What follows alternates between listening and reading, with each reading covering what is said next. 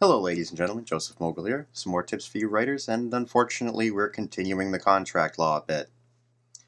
Like I've said in previous videos, this is a very important subject, and most of us writers should all be educated in contract law. Very few people who go through a standard writing curriculum will wind up being educated in contract law, but it's something we all need to know, because it's kind of what keeps us going. So today I'm going to cover some of the rights your publishers are going to reserve for themselves. Now, bear in mind that we've been talking about what rights are needed to protect you as an author, but you've got to keep in mind this is a two-way street.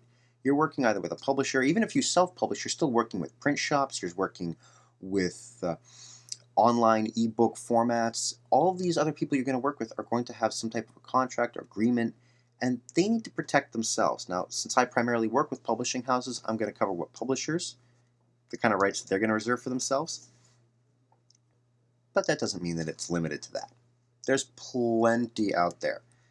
Plenty of people, plenty of businesses out there that work with authors that are going to reserve rights for themselves. Just the way it goes. They need to keep themselves in business as well. So, without further ado, I'm going to read you a section from one of my contracts so you can feel for the kind of rights that publishers reserve for themselves. This is actually the very first clause in this particular contract right here. So, grant, title of the clause. The author hereby grants and assigns to the publisher the anthology rights to publish this particular story, herein called the work, in an anthology, title of the anthology. The story that I published was called Unexpected Threat, in the anthology A Quick Bite of Flesh through Hazardous Press. I'll include a hyperlink to Hazardous Press in the description below. They're an excellent publishing house. I've worked with them on a couple of occasions. Very, very good. The anthology, Quick Bite of Flesh, in the English language in ebook and print forms. The author agrees not to submit this story to another venue for 6 months from the date of the contract. The author agrees not to make the story available for free to the public in electronic or print form while the anthology is available for sale without permission from the publisher. In other words, the publishers are really asking for a few things here. One, they don't want you competing against their sales by publishing your story somewhere else first. That's one of the primary rights that a publishing house will ask for. They're basically saying, publishing through us, why are you going to submit your story to another publishing house? You're going to cut our sales? We printed your story, and you're going to cut our sales? It's not very nice. That's first of all. And second of all, they're saying they're referencing letting your story go for free. You might ask yourself, why would I do that? Well, you might want to put a couple paragraphs from your story online as a teaser to try and drum up sales. That's one way of using a free snippet from your story. But here's the thing. You've already granted rights to that story to the publisher.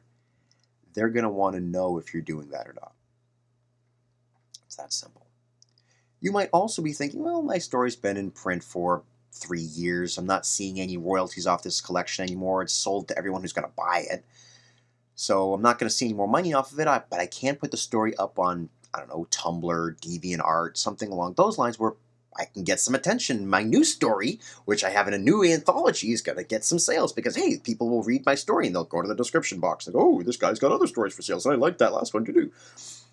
The publishers want to know that, let's say there's another burst of sales, they want to know that there isn't any competition for your story because they're going to make money off of it.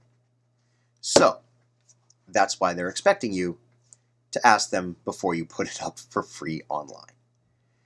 Now, these are all, I think, quite rational things. And most publishers will not ask unreasonable things from you.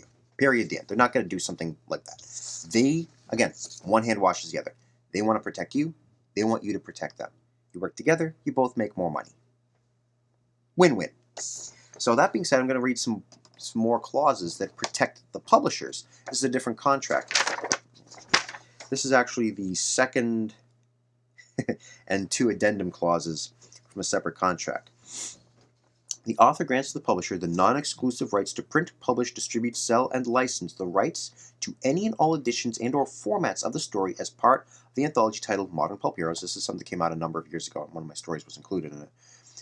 In whole or in part in the English language throughout the world. Basically, they're saying, well, we want print rights. We want to change it to an ebook format, do a graphic novel. You're still going to get royalties, but we want to be able to play around with this how we see fit. This is a little more publisher protective than the previous. You'll notice that I'm pairing these up in pairs of contracts, so you get a feel for some of the different types of clauses you'll see. It covers oftentimes the same type of material, but they tend to be different because each publishing house has its own way of doing things. Some of my contracts are 1.5 pages, some are 5 pages. All depends on the publishing house, all depends on the state. Published through 4 publishing houses in 4 different states. Each state has different contract laws. Consequently, the contracts are going to be different. This is something to expect. If you're going to be a professional author, expect this kind of weirdness happens. Now, continuing. So, 2A. So that was clause number 2. This is clause 2A. The author grants to the publisher the non-exclusive right to electronic versions of the book. So, covering ebooks now. Electronic versions shall be defined as online and digital reproductions and displays of the verbatim text and illustrations of the book or excerpts for promotional purposes only. The excerpts, that is, bear in mind. The excerpts for promotional purposes. This is kind of like what I was saying before about giving out free paragraphs of your story as a teaser. This is the same type of thing, but they're saying, well, we want to do that. We want to do the teaser stuff to get people to buy the book. So sometimes your publishers do your work for you. In fact, most of the time the publishers do the work for you. This grant of rights shall in no event be deemed as a grant of electronic book or audio recording rights which are reserved by the author. So if you want to do an audiobook version of your own story, you can. They're giving you those rights. They don't want to deal with that. They'll do teasers to sell the anthology. They're not going to do an audiobook. These rights shall be granted to the publisher for as long as the book remains in print, either in standard format, electronic format, or print-on-demand format. So as long as they're printing the book, they're reserving these rights. That's something you're going to see pretty often. Usually it breaks down to one of 2 categories. Either they reserve the rights for as long as the book is in print, or they reserve the rights for a set number of months. It depends upon the clause. Usually, exclusive print or publication rights, which is when they're saying we want to be the only place where the story is published, that usually has a time limit, a couple of years at most. But when they're talking about rights with regard to how they use your story, it's usually as long as the book or collection is in print. You'll notice that when you get to having a few contracts.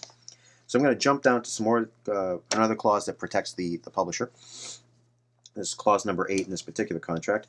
All rights to the book not expressly granted to us here will remain always with the author. So they're basically saying, look, anything that's outside of this contract, it's on your head, not on us.